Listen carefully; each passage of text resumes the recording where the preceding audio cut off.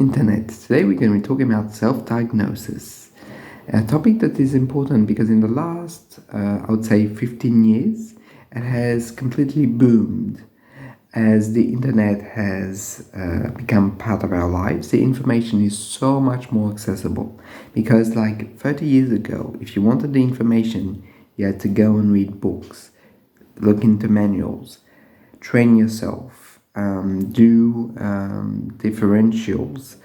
Right now, the internet allows that to be accelerated. Like what you could get in like 2 days, now you can get it in an hour or so. So it's incredibly fast. And that speed has allowed people to comprehend or at least give themselves a working hypothesis on their minds. So it's something, self-diagnosis, which has caught the eye of the profession. And I would say that the profession is, on the whole, there's exceptions, quite against it, which makes this video even more bizarre because I'm going to be relatively pro self-diagnosis. I said relatively, and I'll explain why. So for me, the patient, regardless of psychopathology, is an expert in themselves because they live with themselves 24/7, and all the subjectivity, all their knowledge of themselves is something that I think is a wonderful baseline if you're going to go through the idea of diagnosis. So they know themselves. So when they start investigating symptoms, they often do it in a very, very rigorous way. Like they want to see if they have this symptom, not this symptom. Often at the beginning, they might have a couple of ideas. They might think, oh, I could be this, or I could be that. So I don't think it's as easy as some people portray it to be. Like, for example, oh, I saw a short on TikTok, thus I am neurodivergent, let's say. Or I saw a short on borderline, thus I'm borderline. I don't think that most people that self-diagnose do something so simple. What people do often, at least what I've seen, is that they take the hypothesis to its maximum. They read a lot on the internet. A lot of people that present themselves as having certain types of illnesses, psychopathologies, neurodivergence, and they often read also professional articles. So most people don't take it slightly, that question. And for me, in terms of like introspection, self-diagnosis is the first step to a form of introspection. Thus, for me, it's a net positive when people start to get interested in themselves. Of course, that question of diagnosis is one that can be quite limiting because even though a person might recognize and even sometimes diagnose themselves correctly, there's often a phase in which all of the other sides of their identity goes to the back seat and the diagnosis takes the center stage. And I think that in those moments it's also important to recognize that the individual is not just a diagnosis. The individual is more than that, always going to be more than that, and it might explain behavior, and that's why the person wants it. It's to, for one time in their lives, have a word that gives meaning to their behavior, to their feelings, to their emotional states. All of that is very legitimate, and that's why I have nothing against it, and I'm quite favorable for people to do it because it gives them a meaning, it gives them a first form of introspection, it gives them a curiosity on how these things work, and for me that's wonderful. That's really a net positive.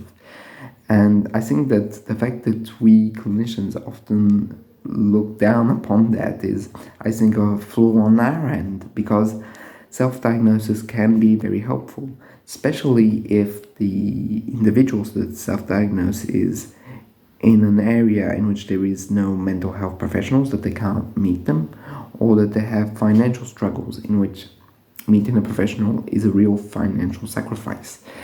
And I think that those situations are not taken into account enough, because it's not just one or two people, it's a lot of people that can't afford the help of a professional.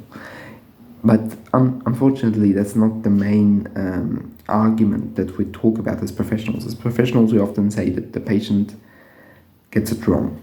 So, about this idea of getting it wrong, I would say it's secondary to all of what I've said, like the meaning, the effect of understanding something about oneself. All of that is secondary. That the truth of a diagnosis is very, very secondary. I would even say tertiary.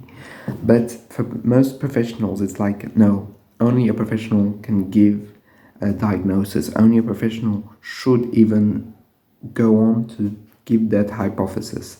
So there are two sides of it, which I want to talk about.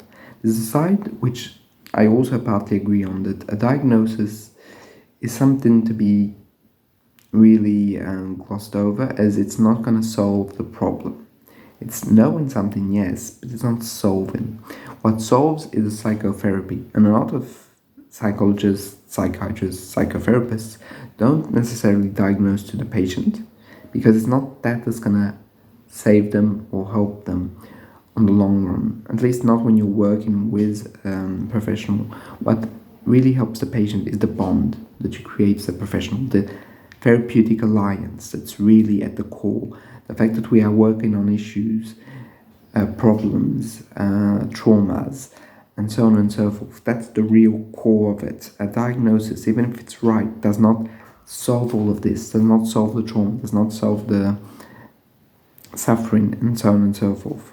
What it does is to give a word to it. It verbalizes the behavior or the state of mind, but it doesn't solve the problem. And in that respect, it's true that sometimes people stop at the self-diagnosis and don't try and get further help, which that's the sad part and the limited part of self-diagnosing, and one in which I agree with my colleagues. Then there's another side, which I am very much against, is this idea that the mental health professional, by his training, knows best.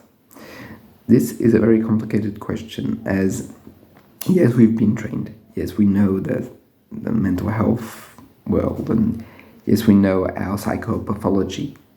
But does it invalidate necessarily the hypothesis of the patient on themselves? I think not. For me, it's there's two things. There's the fact that an accurate truth or an accurate diagnosis that's not conforming to what the patient understands of themselves can always be discussed with the patient. We can always talk and discuss it together. That yes, well, you think that, and that's pretty much an interesting hypothesis, but I'm more like this because see this symptom or this symptom, or you have this type of behavior, and so on and so forth. There's also this important aspect that because of how psychiatry is set up at present, diagnoses have become trivialized. They've become simplified version of what they used to be. I would even go so far as to say that they've become caricatures of the understanding that we used to have 50, 60 years ago, which was much more subtle, much more nuanced. So there is this aspect in which the knowledge has become more widespread, but more vulgar in a way, which I think this serves everyone, not just the patients, but also the professionals, as we don't take into account the complexity of what is happening with the patient. And I think that that's something that has to be restituted to the patient, that yes, there is this diagnosis, but it's not just that, and it's never going to be just that. And even though you might not see it like that, I think that it might be another diagnosis, because those subtle sins that you're talking about, they're more common in that form than in this form. And I think also there is a whole other question of power dynamics in the relationship, because a therapist that refuses the diagnosis of the patient, or even to indulge in it and talk about it and try and sync with the patient, is someone who wants to conserve their power, their grip on the setting and on who they are. And for me, that's a mistake, because Fundamentally, a patient comes to a professional with a hypothesis because it matters to them. And dismissing it and saying that the patient has to conform to the therapist or the therapist's opinion, for me is wrong, because this question of self-diagnosis is opening the door. It's not, how can I say, living in the room, but it's opening the door. And what happens there is that it's as if we shut the door and say, no, I open the door, you don't get to do that. And for me, that's just detrimental. The patient comes in with an idea. It's something to be respected, especially because often they put a lot of time and effort into looking at that idea. So fundamentally, the question of self-diagnosis is one that's very complex, but it's not necessarily a bad one. I just think that it needs to be very nuanced, and it needs to be taken into a discussion on what it is and what it represents, because unfortunately it can sometimes become a full force for identity for the patient, that the patient does not recognize themselves as themselves but sees themselves as X, Y, or Z. For me, that's more problematic, because they're not just X, Y, and Z. And even though sometimes it can help them, like they find a community, they find online people that have the same type of issues, that's very good. That's fundamentally positive. But even though there's a sense of community, they're not just a diagnosis. So it's a first approach. It's something that we have to be very careful and adamant and respectful about as clinicians. But it's not something that should completely define the patient. That's what I think. And I think that self-diagnosis and the fact that people are getting interested in mental health is such of a good development, as 50 years ago, people used to be terrified by this. They did not want to talk about it, they did not want to think about it, they only wanted to be normal.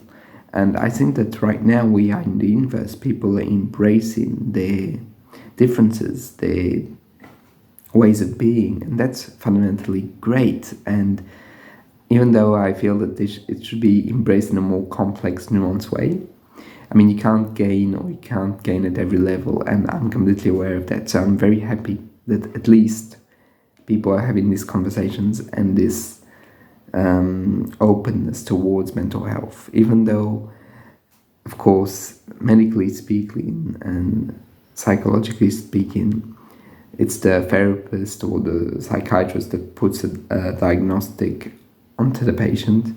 Nevertheless, the patient can dream and fantasize about things and create meaning, and that's very essential.